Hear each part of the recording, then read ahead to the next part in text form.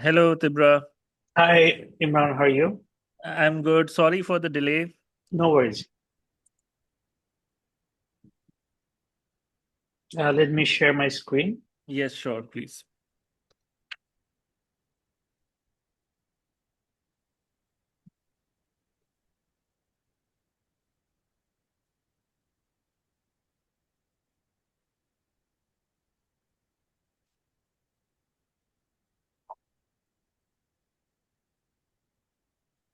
Okay, let me know when I can start.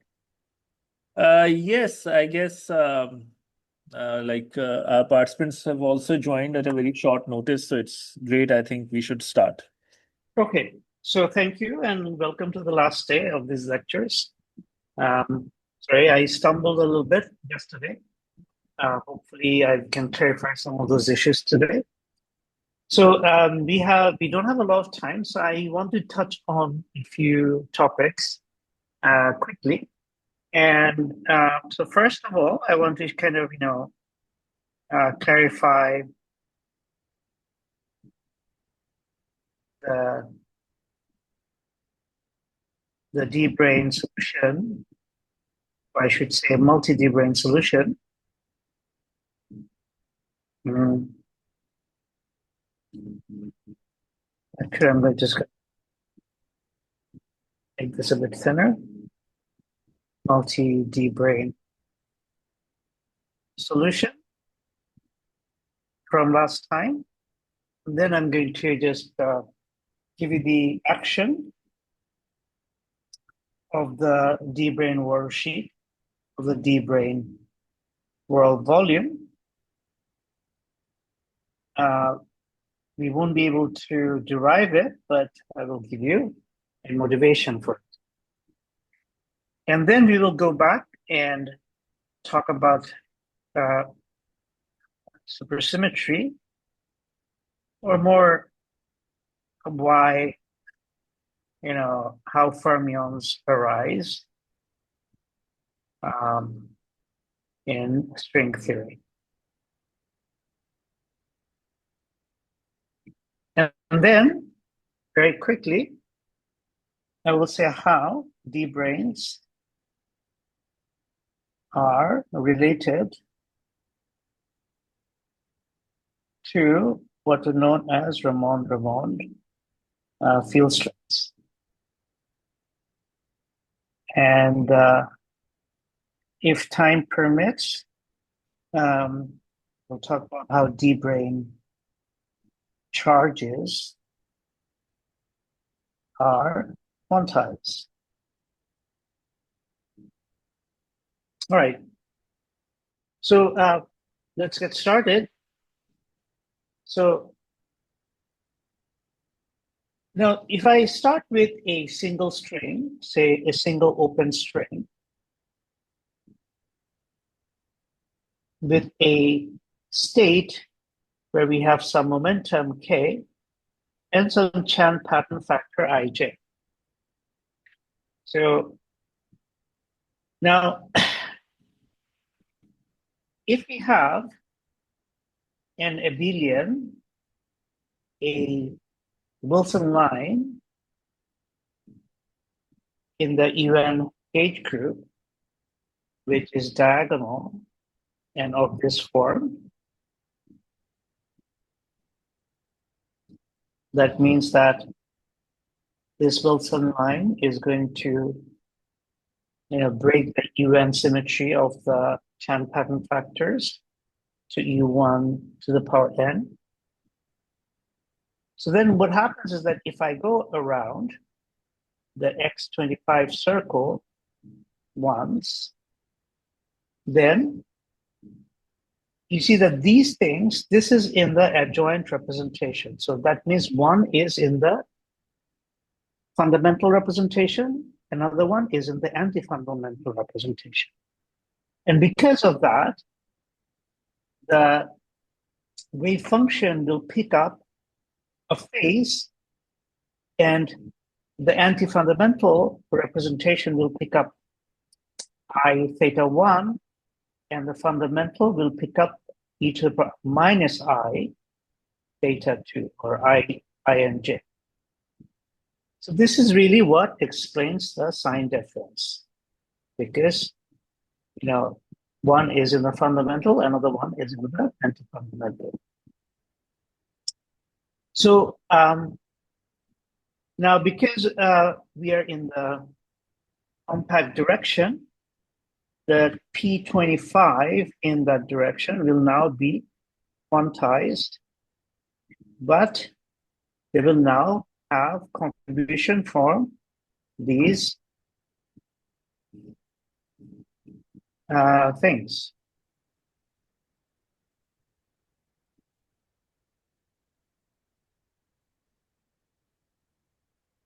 So what one way of saying is that the momentum, if there is no electromagnetic charge or some gauge charge, is quantized.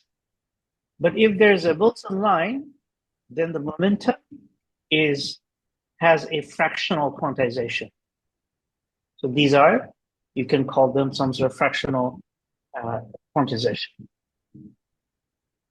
So then if I do the T duality in the X25 direction, then I end up in X25 prime, which is the T dual direction, and that's given by X prime 25, right, minus X prime, sorry, I meant X25, X25 Z bar. The minus sign is coming from the T dualization. So what will happen is that the constant part will remain, and then we will have 2 alpha, and here we had P25. But now P25 is quantized. So in the first case, when we did 1D brane, it was N over R, but now there will be theta I by 2 pi R minus theta J 2 pi R, and there will be sigma, and then plus I 2 alpha prime N, which doesn't skips N equals to 0, and the creation and annihilation operators, and the sine and theta, so that we now have Dirichlet boundary condition. So now if I say, okay, what is the distance between the endpoints of the string at sigma equals to pi and sigma equals to 0, we see that all these terms vanish or cancel except this term. So from this term, we get 2 pi alpha prime. There's alpha prime. The pi comes from here. And then we get N over R plus theta I, 2 pi R minus theta J, 2 pi R. Okay. So if I now use the fact that R prime is alpha prime over R, then this just becomes 2 pi N R prime plus theta J, theta I, R prime minus theta J, R prime. So what we see is that the fractional momentum when T dualized become fractional winding, because this was the total winding, but this gives rise to fractional winding. So what does fractional winding mean? It means that the compact direction in the dual case, which goes from 0 to 2 pi, there will be, for each pair of wave function, Chan pattern factor ij in the original case, they get mapped into a string with Dirichlet boundary condition extending beyond between regions of theta are prime and theta 2 r prime. And because there could be many of these Chan pattern factors, we can get as many D branes as possible. Okay, so this is the part. I hope this is clear today. So I wanted to, and there could be other D branes here as well. Okay, so this is just the beginning. There could be a lot more. These things are. I mean, the open strings in the original case were dynamical objects. So in this case, the D-branes themselves are going to be dynamical objects. So, although we have, so this will be 2 pi r. We have derived the D-brane using a compact direction. There is no reason why r prime cannot go to infinity, or the D-branes can be, they don't have to be like parallel. They are dynamical objects of in themselves. So if you want a dynamical object, we would want to have some equation of motion for them.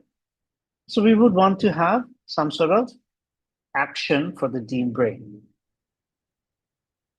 just as we had an action for the string. So let's see, let's write down the D-brane world volume action. And deriving this action itself is a long story. And even though it was Polchinski who finally gave the interpretation of D-branes, the action of D-brane actually precedes Polchinski's great work. So a little bit of history is that Dirac in 1930s, I think 1931 or something, considered what would happen if there was a magnetic monopole whose charge was G. And he showed that that led to a charge quantization. But what Dirac showed was that if you have a magnetic monopole, it has a gauge field around it, but the gauge field cannot be defined everywhere.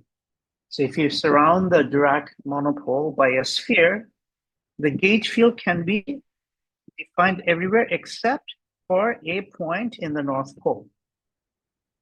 So such a gauge field we call AS South. And what Dirac showed was that there can be another gauge field, which we are going to call A mu north, which is going to be singular at the South Pole. Okay. So, and Dirac showed that these two things are related by a gauge transformation. Therefore, they describe the same physics. But the thing about the singularity in one of these things is that it doesn't have to be exactly the North Pole. It can actually move around. So you can have the singularity which starts at the monopole and it goes like this. So the Dirac singularity is of a form of a string. And this is a singularity of the gauge field. So it's not a physical singularity, but that didn't stop Dirac from asking, how would one even go about, say, quantizing a string? Okay? So Dirac was the first person to ask what would happen if you have a p spatial, dimensional object how do you quantize it? So how to quantize a t-spatial dimensional object. And the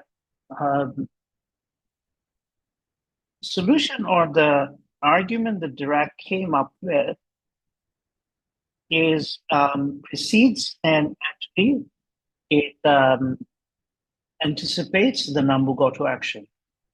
So what Dirac wrote down is what we call the Nambu-Goto action for the string. So what Dirac did was that, well, to make the action dimensionless, you have to multiply by the tension of the object. And then suppose these Kasais are the worldsheet coordinates, then you have a world volume integral. And the integral, the action is the determinant of GAB, where GAB is the induced metric. This is the induced metric. And in flat space, the induced metric is just going to be, so GAB is a function of psi, and this is going to be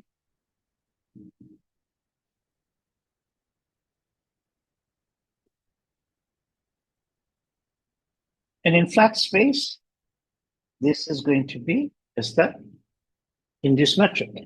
But if you think of the metric of the object being embedded in a curved space-time, then you would replace this by the metric of the curved space-time metric. So this is the Dirac action. And so for the D-branes, for the D-brane world volume of action, we add a note, we notice a few things. And I'm just going to motivate this, not going to prove this. I've been looking at how to derive these things, and each thing would take itself at least one class.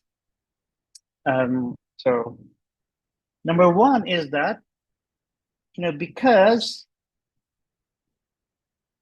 D-branes couple to open strings, the D-brane action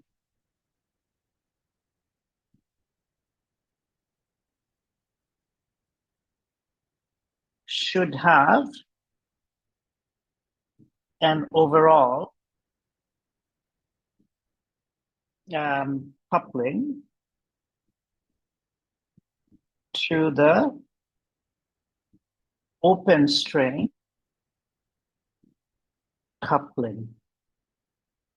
Now, what is the open string coupling? It turns out to be the tree-level open string coupling is something like this, where phi is the dilaton. Where phi is the dilaton. This itself can be understood from the sum over genuses of the string amplitude. But I think it'll take a while. So you just have to take it on my word that so I think it's going to be you just have to take it on faith that in string theory, the coupling is something, it's not a constant, but itself is the vacuum expectation value of a field of the dilaton. Okay. And this is actually very important because when the coupling becomes large, this dilaton field phi takes on a large vacuum expectation value, and that can be reinterpreted as a new direction. And that's the reason why type 2 string theory in the strong coupling limit ends up becoming an 11-dimensional theory. Anyway, so beyond the scope, unfortunately, of this lecture. So this is point number one. You'll have to incorporate the dilaton, which gives us the coupling to open string. Number two is that, the d-branes themselves can propagate in space-time where we can have some B mu nu field, the background antisymmetric potential from which we get H. Okay. So the d-brane action should also have a pullback of the B mu nu field.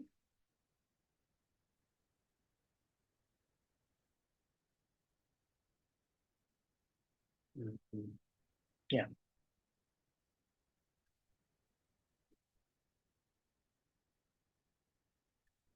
Where this is the space-time B mu nu.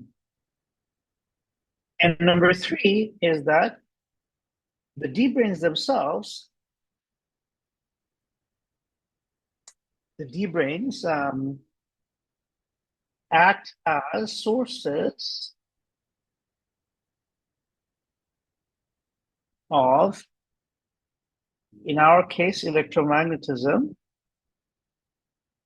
if it's just one d-brane, but in general, if the d-branes are coincident, it'll have like gauge fields. So d-branes should have at least some sort of F mu nu dependence.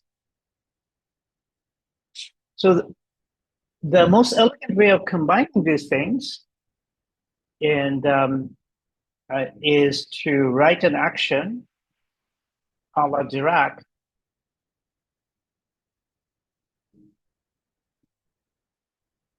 But now the overall thing is dressed by the coupling constant coming from the background. So the dilaton, this is determined by the background equation of motion, but it's just saying how the open string is coupling to the d-brane.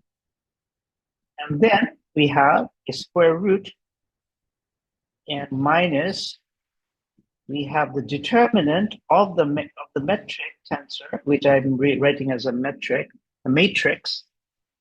And then we add to it the antisymmetric pullback of the B field.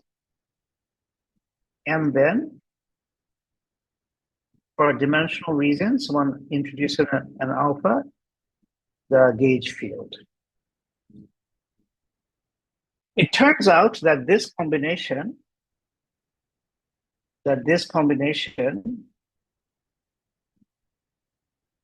is necessary both for gauge invariance of F and B. Okay, so this is the action of a single d-brane. When there's a stack of d-branes, this becomes a lot more complicated, and there is a non-abelian generalization. So there is a non-abelian generalization, which plays an important role in ADS-CFT and a lot of these things. But this is the most basic d-brane action, and this action is called the Dirac-Born-Infeld action. So of course, it's obvious why Dirac's name is there, because Dirac proposed this thing long ago. But it may not be clear to you why Born and Infeld's name are associated with it as well. Well, that's because Born and Infeld long ago tried to quantize electromagnetism by using the action which contains the square root of the their action was of the form of, I think, one, either minus or plus, I forget. FAB, determinant. So they had an action of this form, maybe it was -1. And what Born and Infeld were interested in was that they wanted to explain why the electron didn't have infinite self-energy, right? Because if you do classical electromagnetism, you might ask, okay, how much energy is contained in the electromagnetic field? Well, the electromagnetic field, goes to infinity at r equals to 0. So you might say, okay,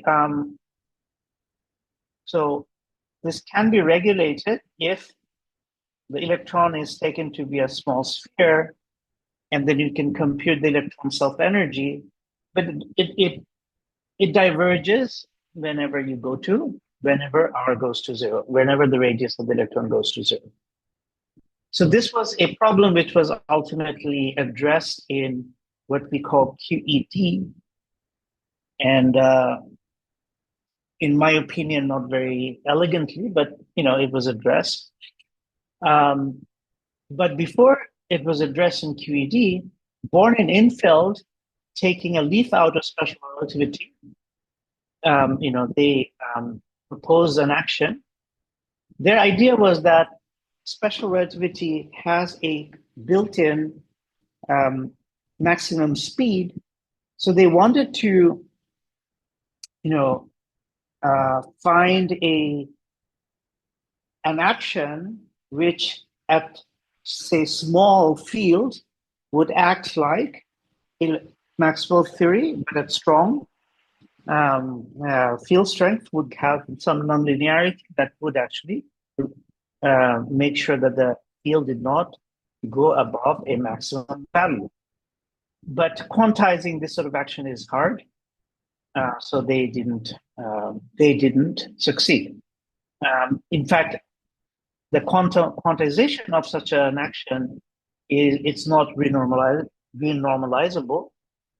So, and because that action now appears in the Dirac, in the D-brane action, this is why it's called the Dirac-Born-Infeld action. And nobody wants to actually think of this action as being a quantum mechanical, like a ultraviolet finite action, because we know where this is coming from. This is coming from D-branes, and we understand D-branes to be completely finite objects because they're made out of strings. So it's string theory which gives them the ultraviolet high energy completion of D-brane. So we don't have to worry about, quantizing this action. It's not entirely true, because when we go to M theory and stuff like that, we don't have a string picture anymore. And we don't really know how to quantize the fundamental objects in M theory. But as far as D-branes are concerned, we are good. We are good. So this is the world volume action of the D-brane. Okay, so before I move on, are there any questions?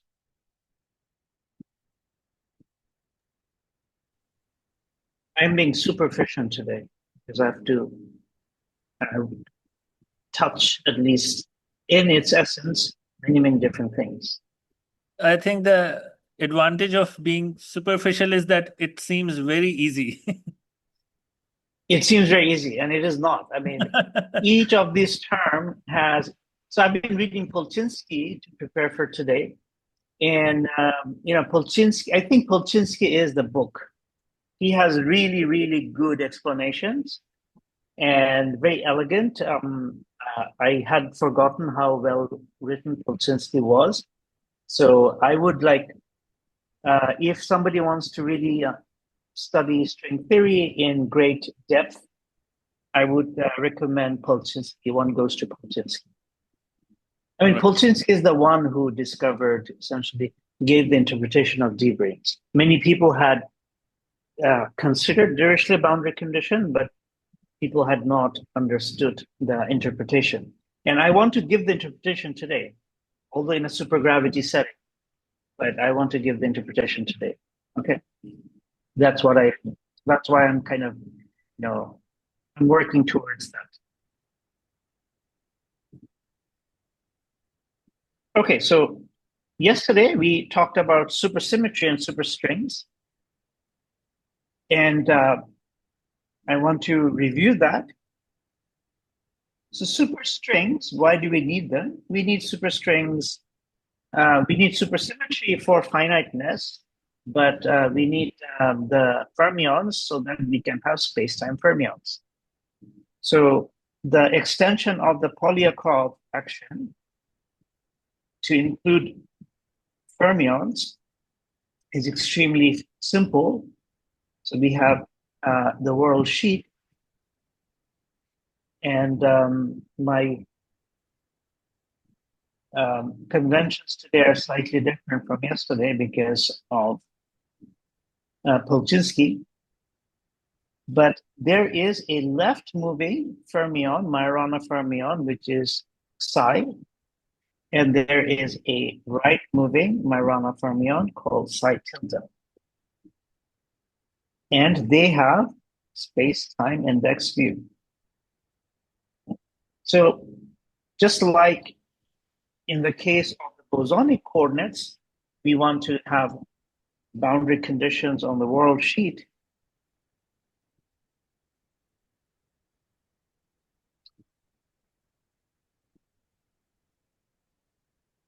On the world sheet.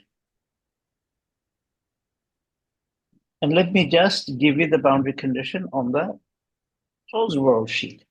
So to do that, let me introduce a new coordinate W, which is sigma plus I tau. Then W bar is sigma minus I tau. So, and then setting alpha prime equals to 2, which is a popular choice.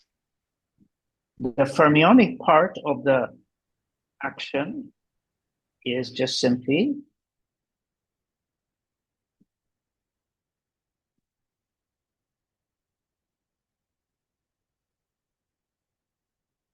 now the space-time indices are lowered and raised using the Minkowski metric. So we are considering a string propagating in flat space-time. I had asked my supervisor before he was my supervisor when he was lecturing me on string theory at long ago in Cambridge, why did people quantize a string on a flat background? His answer was, well, why don't you do it? Why don't you do the curve space time? So yes, it's a very hard thing. And it turned out that my supervisor did have an important paper in that field, which we will come to in a few minutes. So we want to see what happens when we change the coordinate by 2 pi. So we have certain choices, and the first choice is called Ramond boundary condition. And the Ramond boundary condition is that if you go around the circle once, you don't pick up a sign. It should be W. You don't pick up a sign. So that's called the Ramond boundary condition. And similarly, for the right movers. And then there is the Neveu-Schwarz.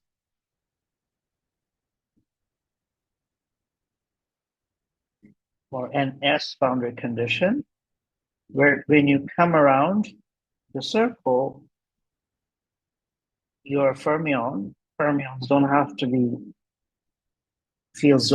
single valued, picks up a minus sign.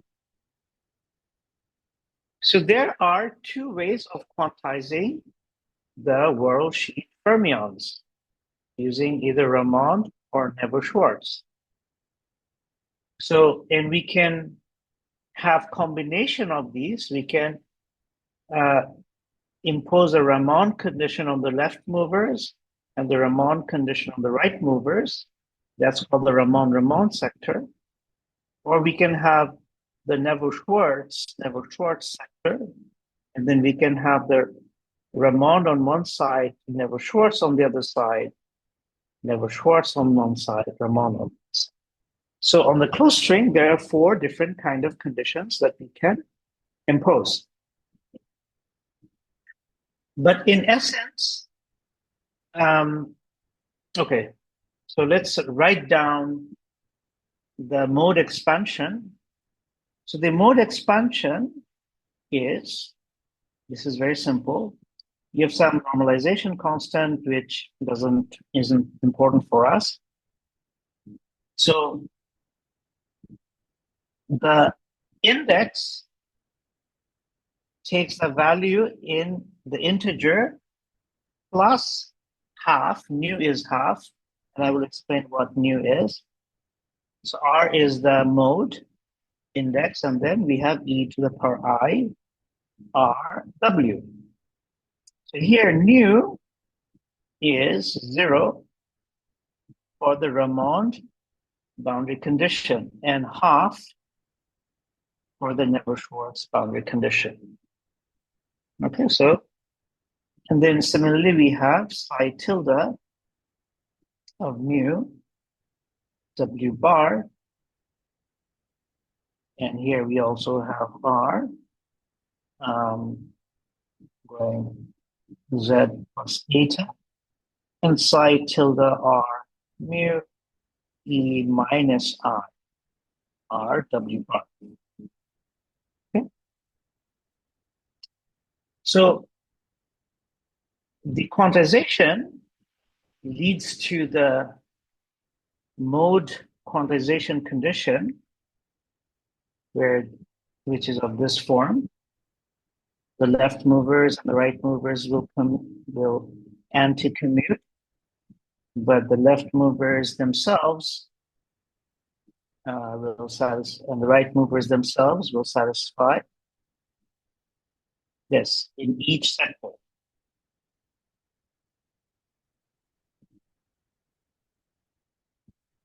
Okay.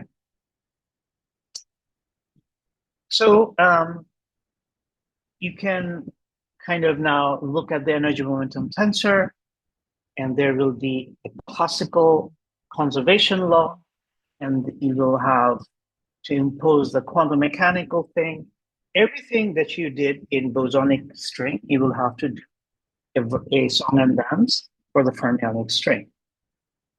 But in the end, you'll have to impose, you'll have to get like, you have to define a vacuum.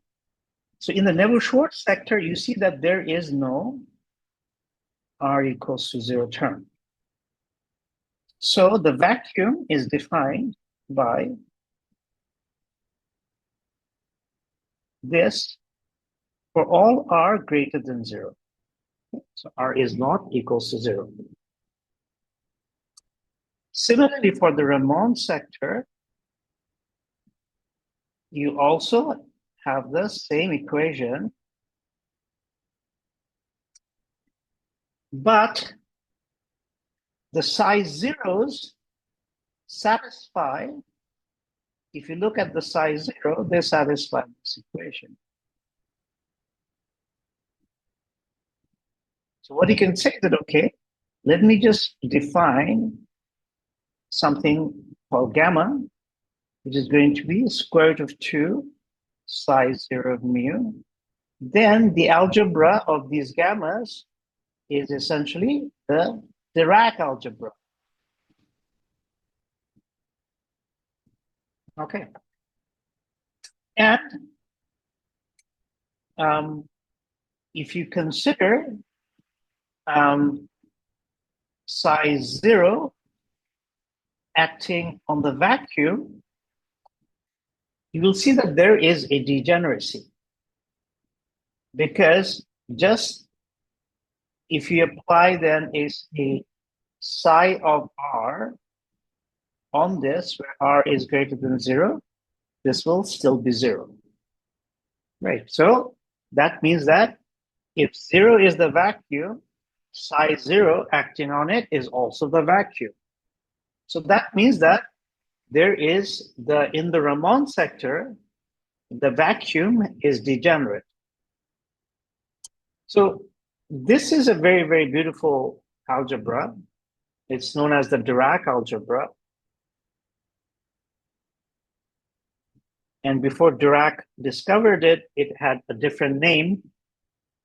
In mathematics, it was called the Clifford algebra, or something that is very closely related to it. And what one can do is that one can take linear combinations of the Dirac algebra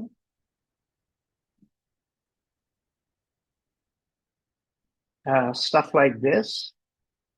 You can call it, say, 1 plus minus. You can call it, say, 0 plus minus. You can call it 2 plus minus. And then if you re-express the Dirac algebra in terms of these non-Hermitian, quote-unquote, non-Hermitian, I think that the I is here. Anyway, there's an I somewhere, and there's an I somewhere else, doesn't matter. What you get is you get a pair of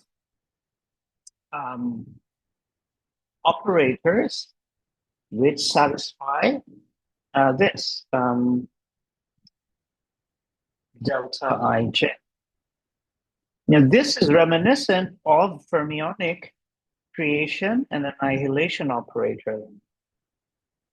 Okay. So if you remember the fermionic creation and annihilation operator, if you apply the creation operator of the vacuum, you create one fermion. And if you apply again on this, you get 0, right? That means that the fermion can only have either 0 or 1 as the occupation number. Similarly, what you can do is that you can say these gamma j minuses are creation operators. And as long as these are different, all these indices are different. So you can have gamma 1, you can have gamma I minus acting on this. And then you can have gamma j minus acting on this, blah, blah, blah. So this will give you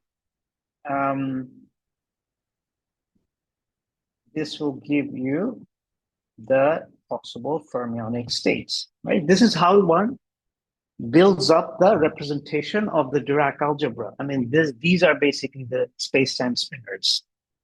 I'm not going in detail.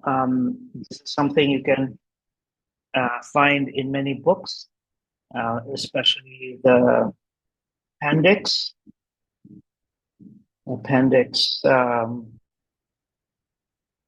of Polchinski Volume 2. But what I want to draw your attention to is that it's the 0 modes of the Ramond sector that creates, acting on the vacuum, space-time spinorial objects. Okay, so it's the Ramond sector that creates spinors. Okay, so this is what I wanted to kind of bring your attention to. Okay, I just wanted to give you the basic, the most essential aspect of where fermions come from. Fermions come from Ramond sector because the Ramond sector zero mode operators, they form a representation of the Dirac algebra. Okay. All right. Are there any questions?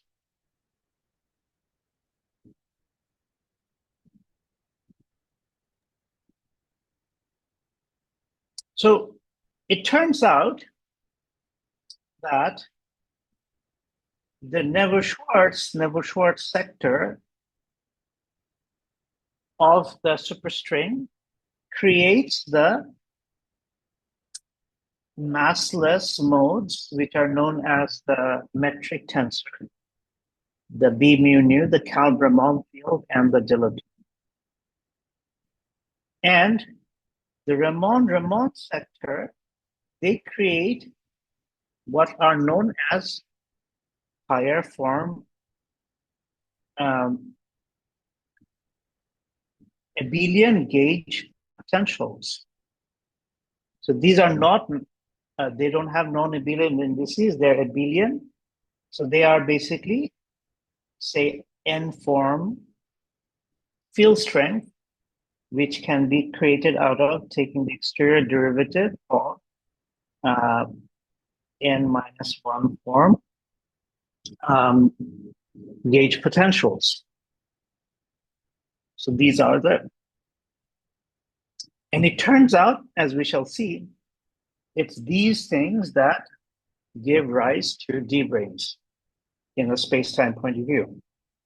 Like D-branes carry the charges of the Ramond sector. And that was Poltinski's big insight. There's also the Neveu-Schwarz-Ramond sector and the Ramond-Neveu-Schwarz sector. These give the space-time fermions. Okay. So these are responsible for the space-time fermion. So I won't be going to the details, but that's basically how the space-time fields arise in the superstring theory. Sorry, this is a basic question maybe, but what is the difference between a worldsheet fermion and a space-time fermion? Like, well, that's a really wonderful question. It's not basic at all, right? So yeah, that's string theory. We start with a string, right? And this is what we call this space. This is basically our space, right? And as time progresses, it sweeps out some world sheet, right? Now, we assume we are saying that this describes some string moving in some space-time, but it doesn't have to be. We can say, okay, this on the string, we have these fields, which I'm going to call X mu. And they will have the string world sheet coordinates T sigma. But these are scalar fields, okay? And I'm going to have a theory which is two-dimensional. And the two-dimensional theory has these scalar fields, right? And just for fun, I'm going to use the Minkowski metric on this scalar fields, right? So the thing is that these are scalar fields from the point of view of the worksheet, right? In string theory, what's happening is that these X mu's, they get reinterpreted as space-time.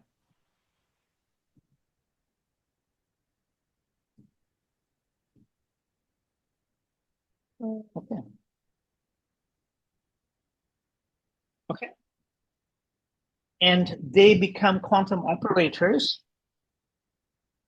And these operators, when they act on, say, on the vacuum, which is the vacuum of the string worldsheet, they create stuff which has, say, which has some space-time index, right? So this is a state on the worldsheet, but it has it's a wave function on the worldsheet, but it has a space-time index, right?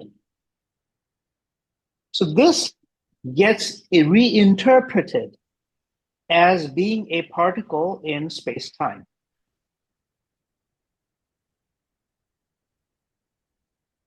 Okay, so for example, when we talk about the space-time metric, that came from applying this tilde, I think, but let's have G mu nu. This was something like this, right? Mu in the bosonic string, right? We did something like this.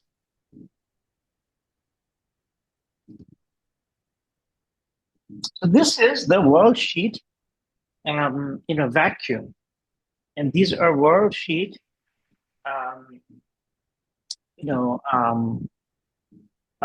operators.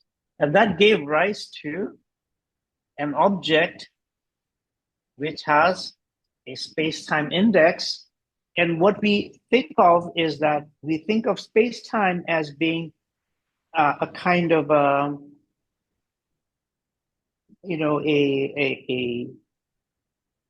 collective, a kind of a condensation of these things. I don't really know what the right word is. And okay.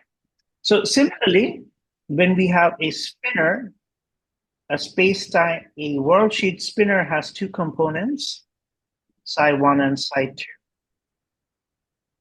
So that's it, right? But when you want to make a space-time spinner, in string theory, your space-time has 10 dimensions, and in d dimensions, the dimension of a spinner is 2 to the power the integer part of d by 2. And that is this is a representation, a spinner representation of the group SOD minus 1, 1, the Lorentz group. But it's a spinner representation. Okay. So obviously, if your space-time is 10-dimensional, you will have 2 to the power 5, which is what? 32, right? No, not 32. Yeah, 32, right? Yeah. So a space-time spinner is going to have 32 components, but there are certain other aspects you have to consider, whether it's a Dirac spinner or a Majorana spinner or Watt spinner, which will change these degrees of freedom by a factor of half. But that's essentially what it is. So I don't know if you're familiar with how spinners form the representation of the Lorentz group. Oh, no, I'm not. Okay. Well, this is basically what I was hinting at before. And Imran, what do you think? I mean, maybe it'll take me 10 minutes extra, but maybe I can do a better justice to it. If you want to explain it, of course, go ahead. Yeah, I'd love to. I mean, as much as I kind of mess up, I love doing explaining stuff. Okay. So I'm actually just going to cheat a little bit, if you don't mind, my notes. Okay. So let's just say you are in a d-dimensional space-time. So you're d-dimensional space-time. And for the sake of argument, let d be even.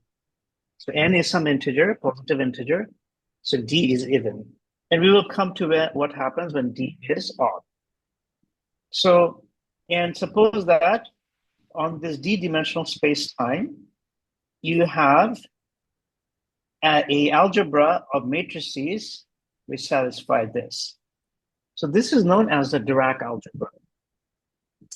So eta mu nu, this is the string theorists like the mostly plus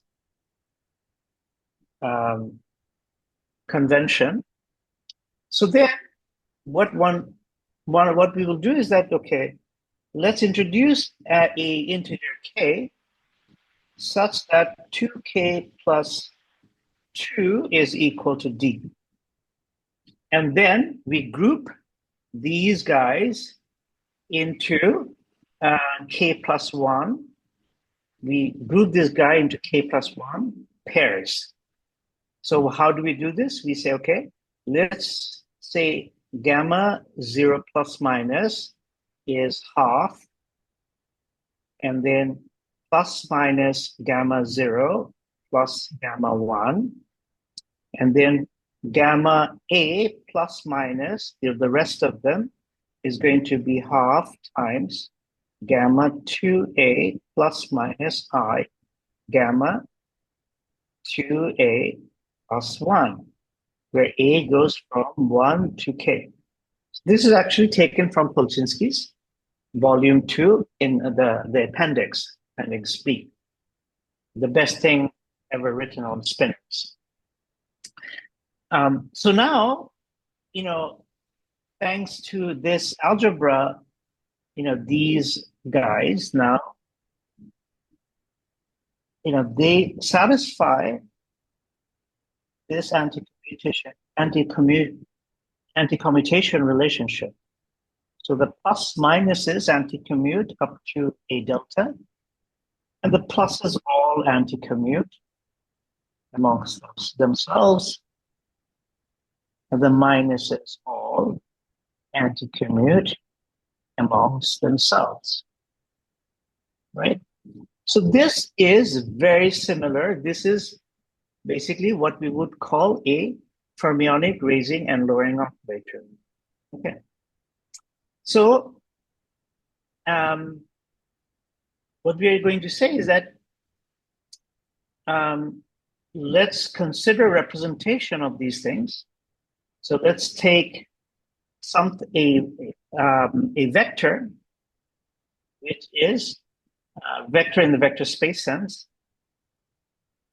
which is annihilated by the minuses for all. Okay, so this is one. And then what we can do is that we can then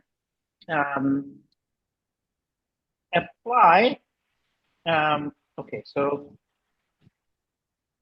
I don't know if you're familiar with this, but this can be interpreted as creation and annihilation operator.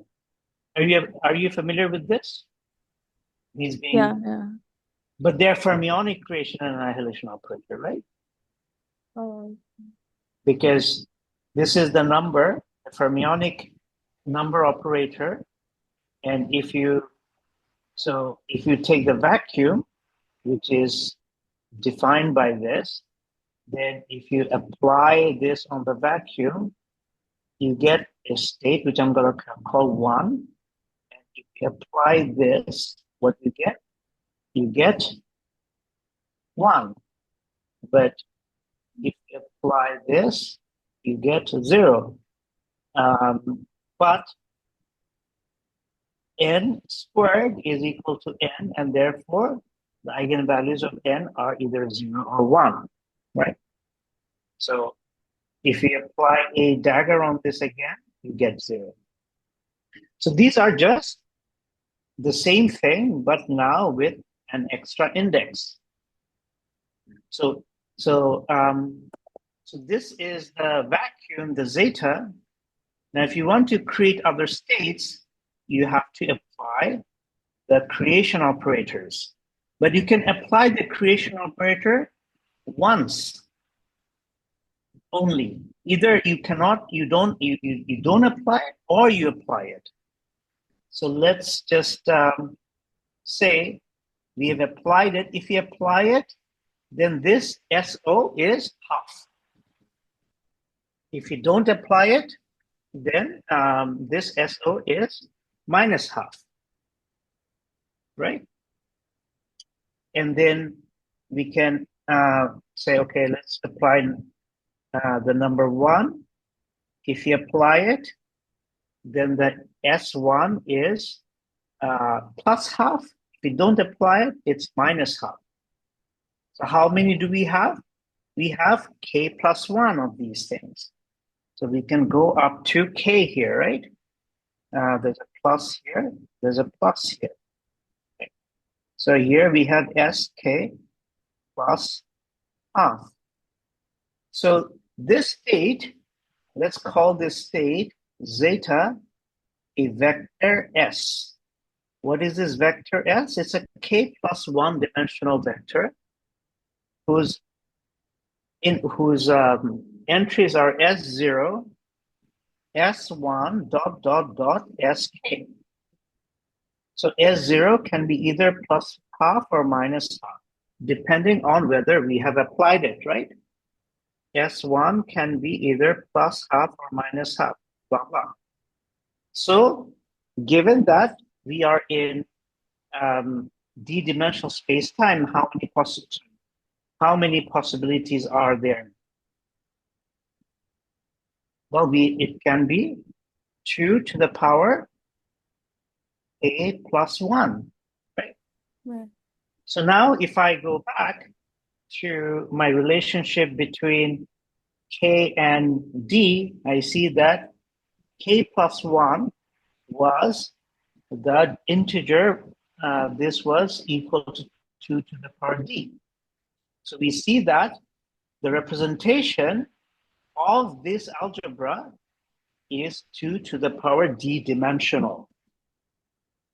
Okay. And this is a spinner. And how do you know that this is a representation of the Lorentz group? Well, what you say is that, well, let me define these matrices, which I'm going to call gamma, mu, nu. And these matrices are going to be I by 4. And you take the commutator, not the anti-commutator of these gamma matrices. Okay. And then it's easy to show. Well, it's actually a little bit of a algebra, but it's not hard to show. These gamma mu, nu, gamma rho sigma, if you now compute the commutator, this gives you the Lorentz algebra.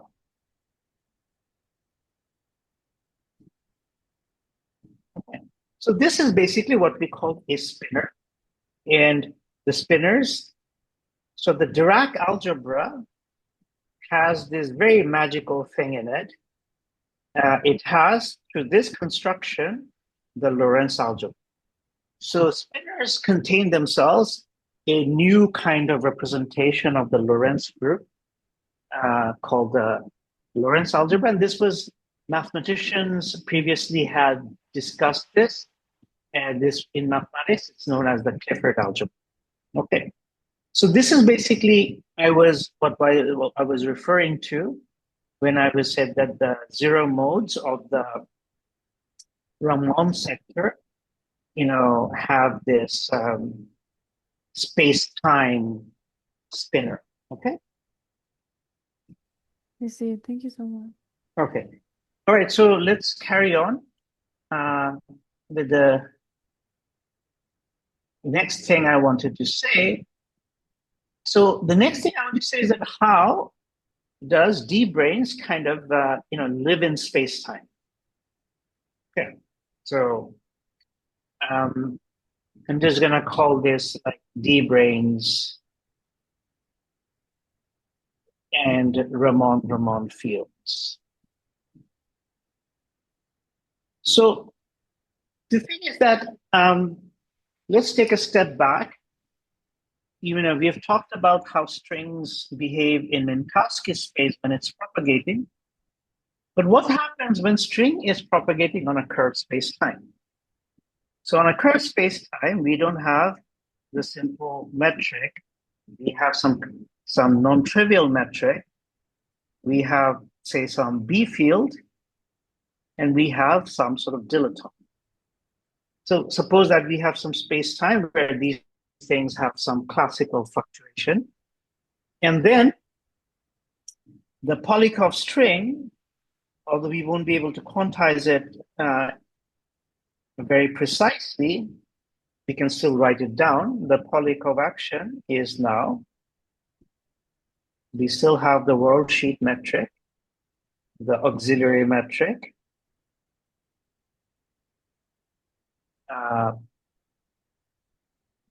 So what's happening now is that the contraction between the space-time mu index is now done by the space-time metric. And then we can add this antisymmetric tensor term.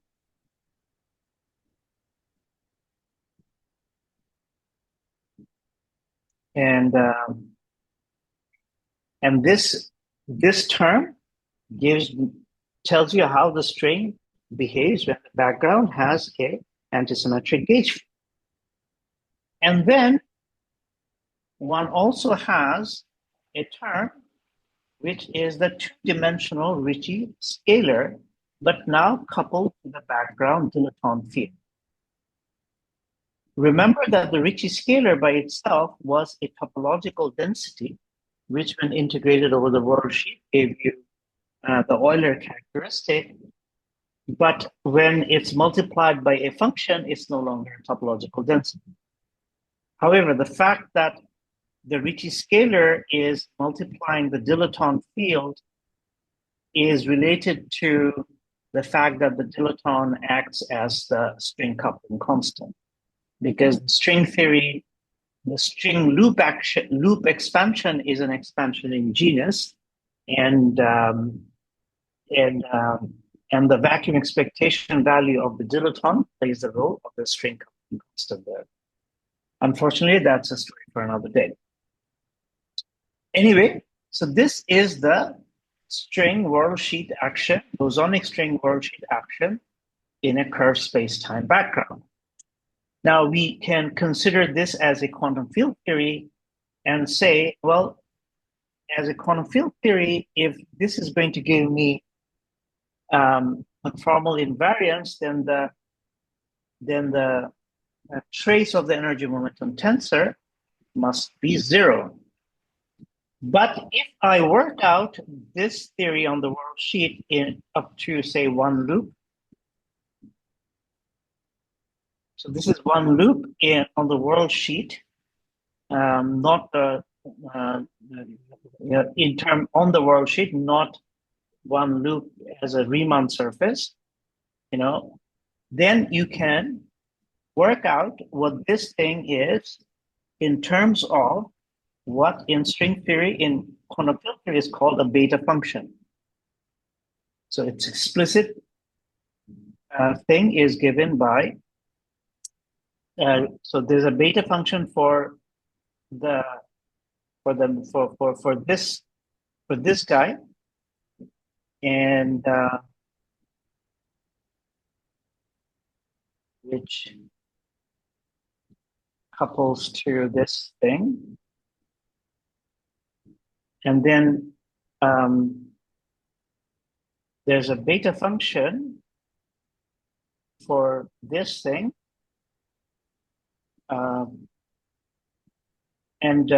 This is a very hard calculation that was done by a group in the 80s.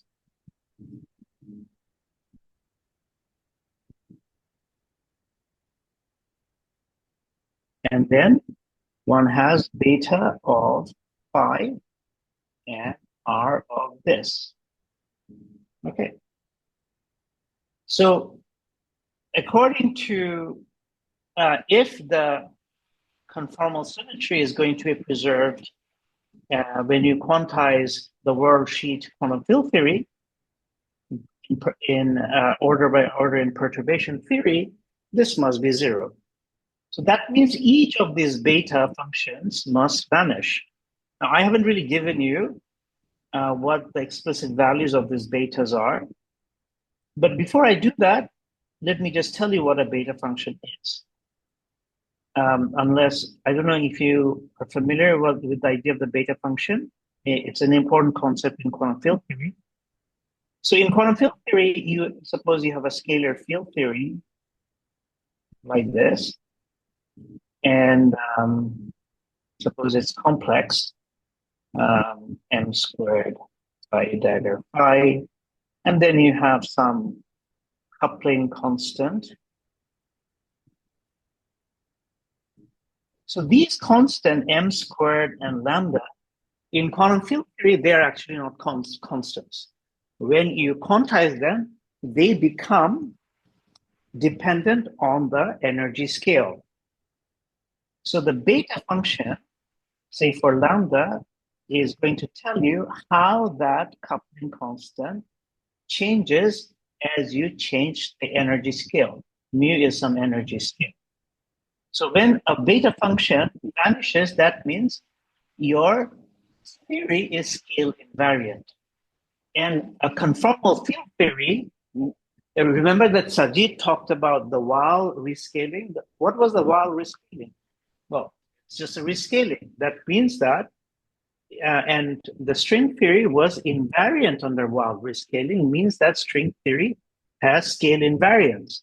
And of course, if it has to be scale invariant, then that means that all these beta functions must vanish. Otherwise, it will not be scale invariant.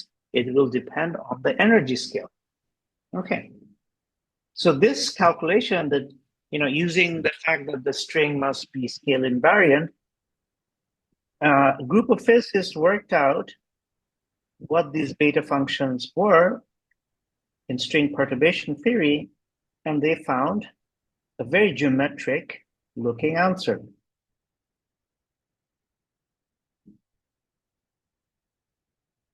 They found that these combination, they look like, this has to be 0, and then beta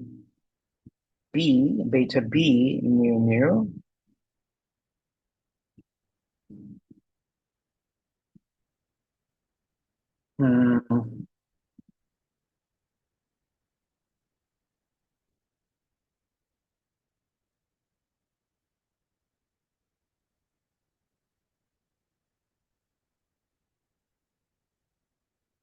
the dilaton, I think it's has an interesting term. It has a term which is d minus 26, and then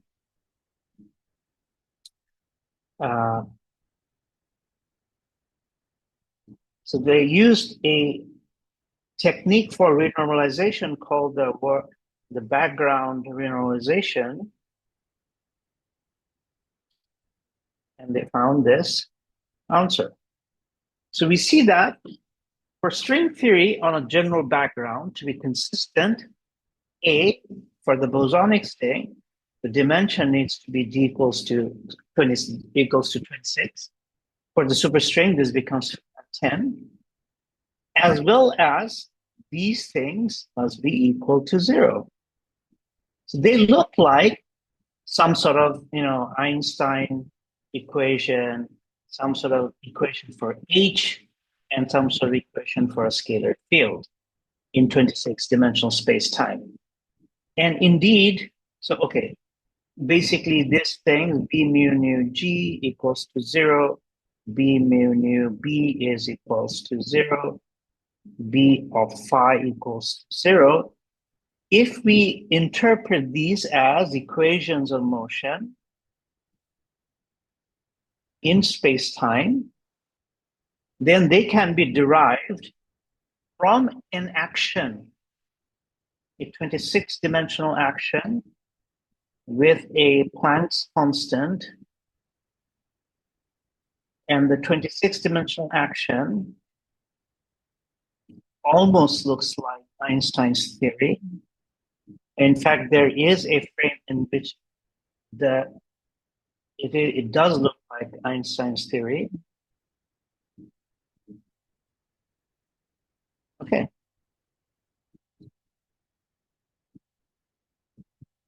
So this is the space-time action.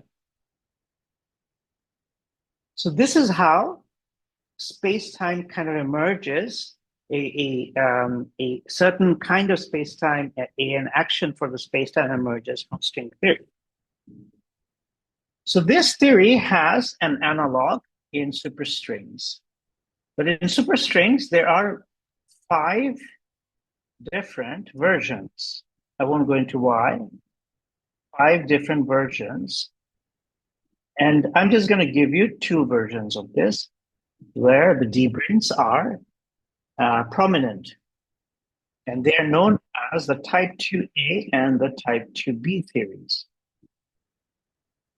Before I write down the type 2A, type 2B action, space-time action, are there any questions about this story? Because this is a very important story that tells, allows us to switch from the world sheet into space-time.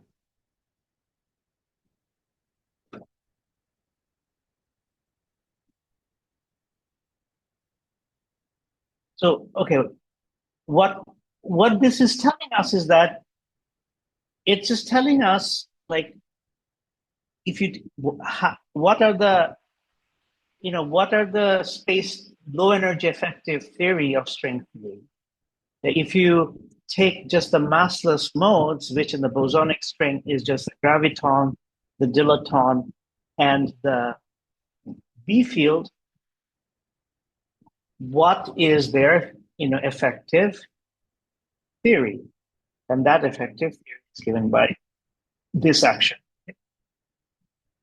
Of course, string theory has very massive modes. There's supposed to be an infinite tower of modes. We are not talking about those things. We are talking about the massless modes, and this is the low energy effective action.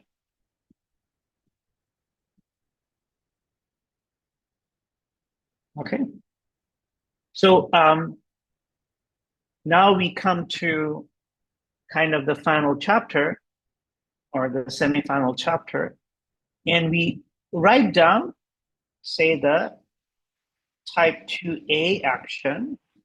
The type 2A theory is where the world sheet, the Neveu-Schwarz and the Ramond, and the Ramond and the Neveu-Schwarz sector, these are, I think this is how we choose these, so that it's a non-chiral theory. But if instead,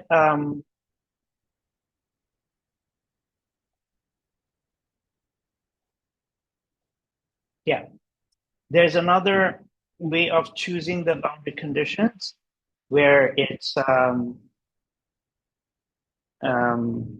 we get a chiral theory. So this is going to have an action which is now 10-dimensional, and the dilaton is over here, and then so this part of the action is the same as in the bosonic string, except now our dimension is 10. And this part of the action is called the Neveu-Schwarz sector, because the massless modes in this sector are made from the creation operators from the world sheet Neveu-Schwarz operator. And we add to this the massless modes, which are coming from the application of the Ramond sector. And in type 2 theory, we basically have a 2 form, and we have a 4 form. There's a little bit of a story behind the 4 form, but I won't go into this in detail. So this is called the Ramond sector action. And then there's an action which couples between these 2 sectors. And that action is, K10 squared. What I'm going to write is, this as the form language. It's going to be B2 wedge F2 wedge F4. And this is known as the Chern-Simons action. And there is an action similar to this in type 2 B theory, except there the Ramondra in the type 2B theory, this action is the same. The Neveu-Schwarz sector is the same. It's these two things which are different. So for the sake of completeness, let me just write down just the Ramond sector action. And there you will have a 1 form, a 3 form, and a 5 form. Okay. So now I want to talk about how these things are related, how they are sourced by D brains. So let's take a step back, and this is where I got confused yesterday. If you take a charged particle and it's moving through space-time, in electromagnetism, the way any theory that couples to it, electromagnetism is F mu nu, F mu nu. This is the action. So this is telling me what the background fields are. But the charge couples to it through, if the world line of the charge A mu dx mu, right? So similarly, so this of course gives rise to F mu nu by dA mu. So if I go to say, type 2A theory and look at this form, we see that there's a 2 form. So we know that in type 2 theory, there'll be a 0-dimensional object.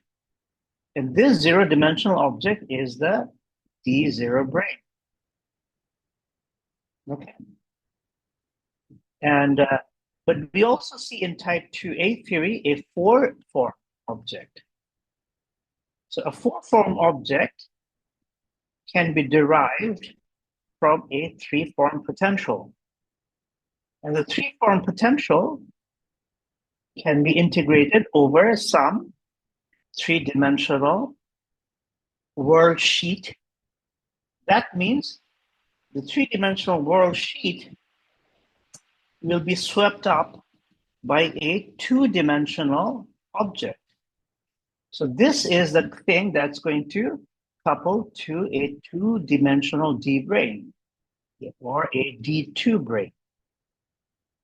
So we see how this F2, and this F4 are related to the existence of D0 branes and D2 branes. Okay. Now, there is more. So again, let's come back to 4 dimensions. In 4 dimensions, we know that there's electric charges, but Dirac assumed there could be magnetic charge, a magnetic monopole. And one of the magical things that Dirac did was that he showed that if there exists within our universe one magnetic monopole, the quantum mechanics of one magnetic monopole and the charge meant that the charge and they have to be quantized. Some constant, right? So charge quantization comes from, this is called Dirac quantization. This is not the Dirac quantization prescription, but this is the Dirac quantization.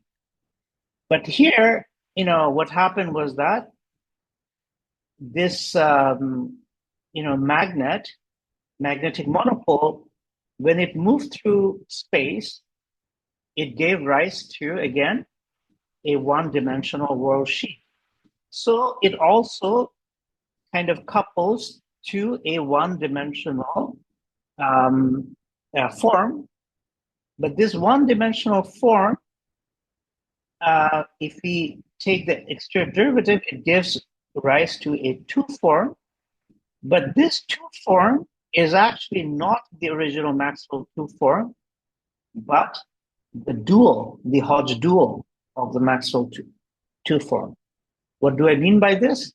This F2 is F2 mu. This is related to my Maxwell by epsilon mu nu rho sigma rho sigma. Okay. So this is the dual of the Maxwell field. But of course, going to the dual, we always use the Levi-Civita tensor. So now I want to do this in 10-dimensional space-time. So in 10-dimensional space-time, I have a zero brane, which sources a two form. Let's just call it F2, and I have a two brane, which sources an F4 form. Now, if I take the Hodge dual of this guy, I will end up, what is 10 minus 2? I will end up with an 8 form, F8, right?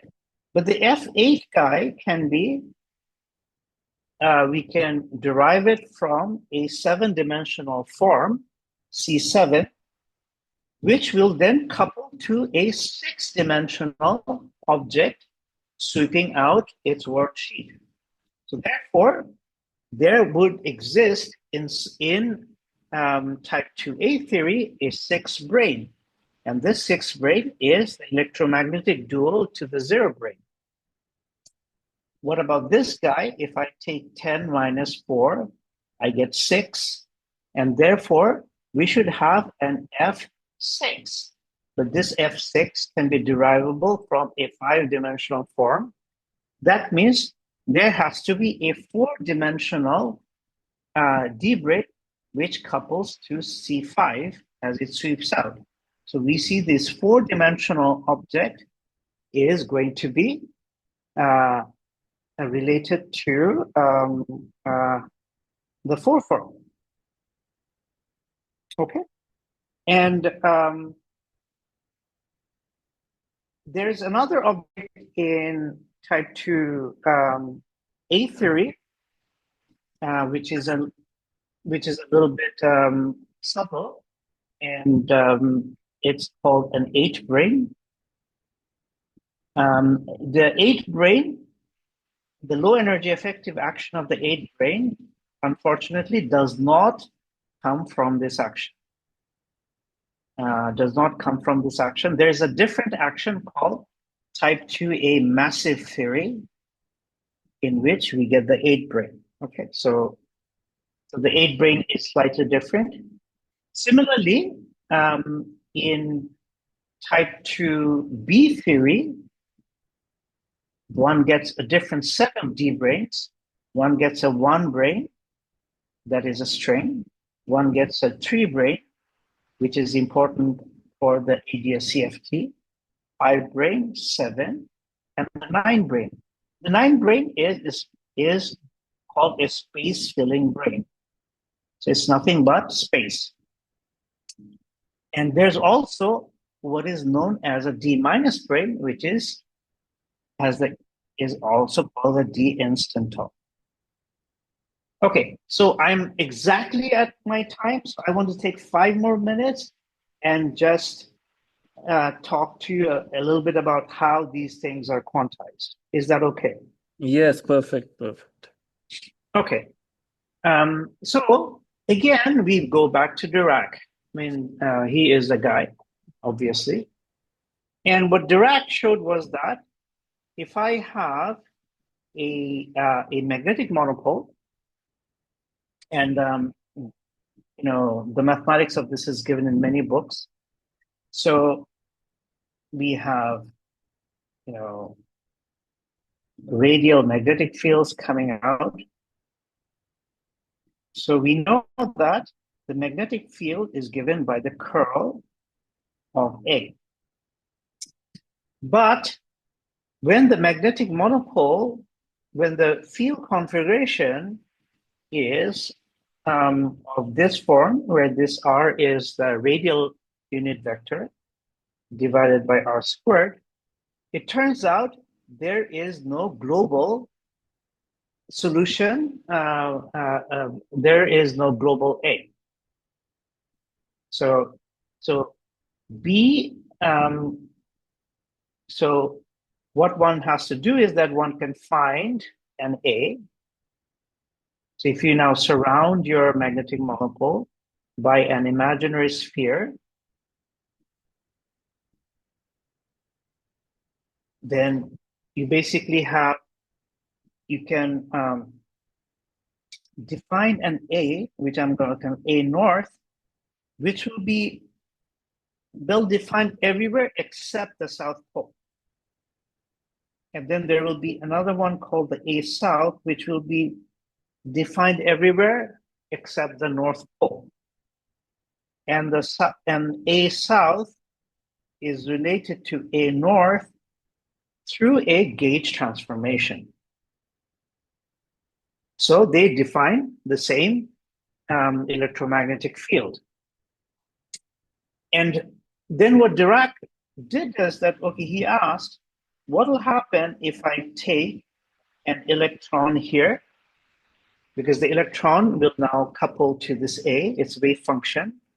It turns out that for the electron wave function to be single valued, so for the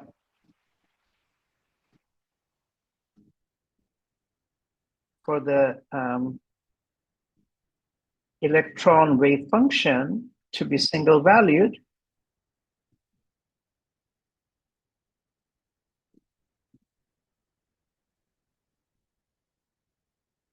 the charge of the electron and the charge of the monopole has to be quantized in some units.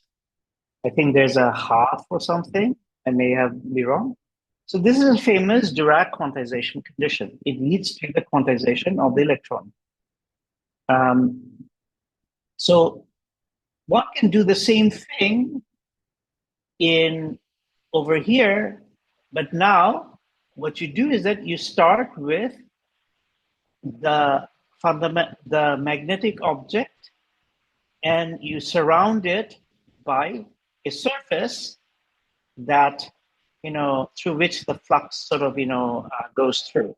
So if you take a 6 brane, in 9-dimensional space, you have a 6 brane. So then this is going to be the radial direction. So you will have, you will have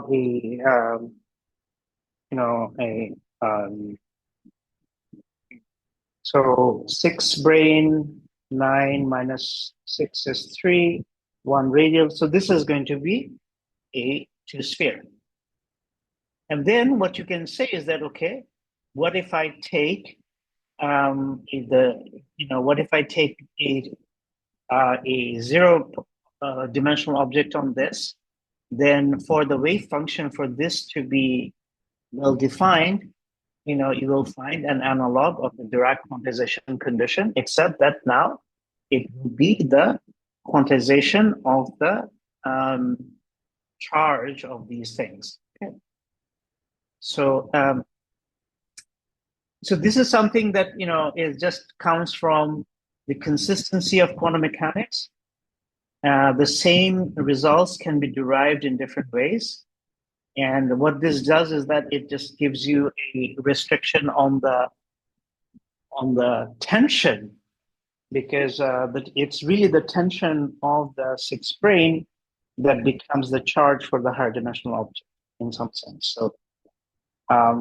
So yeah, there's an analog of the charge quantization for the D branes, but one can also derive it from like string theory and doing scattering cross sections in a very hardcore way, but the Dirac argument also works. So I think that's all I have prepared. I'm sorry I didn't get to go as far as I wanted to, but such is life. No, thank you so much. And I personally feel that all the lectures, yours and Shajit's, like they were, I think they are, the participants would agree with me that they are very doable. So, like it wasn't like that, it's very hard stuff and you are just listening to it and you are not. So they are very doable. And I hope the lecture recordings are, have been shared with everyone. So I guess they'll have a chance to redo the mathematics. So in the end, if you just want to, give an advice or some homework or some tips Hmm. to how they can continue learning, and what should be the next step? Yeah, no, I think that's a. So I am a very, as Mark says, um, I'm a very meat and potatoes kind of guy. I don't really do. I like seeing things in their detail, their gory detail. Otherwise, I don't understand what's happening. So, there are a lot of very sophisticated string theory books, but they're not all of them are good for beginners. So, for example, I don't think Brzezinski is a good book for beginners. It's an extremely good book, but not for beginners. Okay. Once you have learned a bit of string theory, then it's a good book, and it's full of wonderful insights. Um, my recommendation would be the book by Blumenhagen. I haven't seen Blumenhagen, Lust, and Theisen. I think that's a very good for beginners. And one of the participants is asking about string theory in a nutshell. Yeah, I'm coming to that. And then Zoebach is also good. I haven't looked at string theory in a nutshell, but by Z, but I have looked at quantum field theory in a nutshell, and I have used in quite detail group theory in a nutshell. I think group theory for physicists or something in a nutshell. Um, I think Z covers a lot of material, but he's a little too chatty, and I don't always understand the chat. And I think those are good resource books for once you've learned the basics. I think when you're learning the basics, there should be something very well defined and a little bit narrow, to be honest. If I come to my introductory calculus class and I start talking about, I don't know, C star algebra and blah, blah, I am just going to do a disservice to the whole.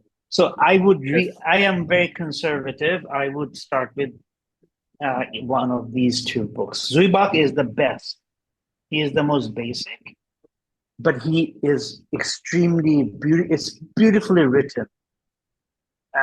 So that would be my recommendation. And then you can go to Boltinsky and other books. There are other books which are good overview review books, like the book by Becker and Schwartz. I don't think you can learn any string theory from it, meaning that you can't really do calculations. It's a good book for getting an overview of the story. Um, uh, my book that I like is an older book. It's Green, Schwartz, and Witten. Green, Schwartz, and Witten. Right. But it doesn't have a lot of stuff. Like it doesn't have D-brains and stuff like that. But it does have the one loop. It does have very nice discussion on heterotic strings and stuff like that. It in the second volume has some really nice chapters on differential geometry, Calabi-Yau compactification, algebraic geometry. So it's worth a look, but if I were to start learning string theory again, I would start here. Okay. All right.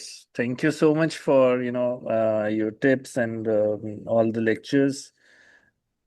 All right. So, Well, thank you for this opportunity. I haven't done string theory for a long time, so it kind of put me back in touch a little bit. So it's good for me. all right. So I stopped the recording and